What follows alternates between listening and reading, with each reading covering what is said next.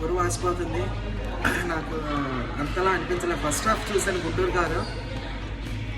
చక్కగా నోరు మట్టిపోయి అంత గుంటూరు కారంకి ఎంత పవర్ఫుల్ ఉంటుంది. అంత కారం తీసుకొచ్చి నోట్లో కట్లు మొహం మీద వేస్తారు.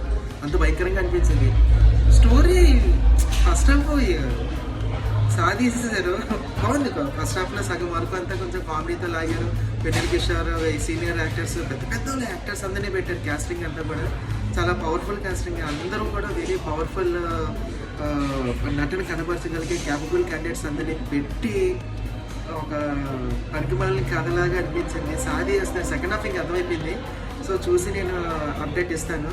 నాకైతే బాగా సరదాగా ఫ్యామిలీతో వచ్చి చూడడానికి అయితే పర్లేదు అనిపించింది, కానీ అది కూడా కొంచెం ఎందుకు హెడ్ లాగేస్తుంది అసలు. సరే, సెకండ్ హాఫ్ ఇప్పుడు స్టార్ట్ అయిపోతుంది. చూసి ఓవరాల్ అప్డేట్ ఇస్తాను.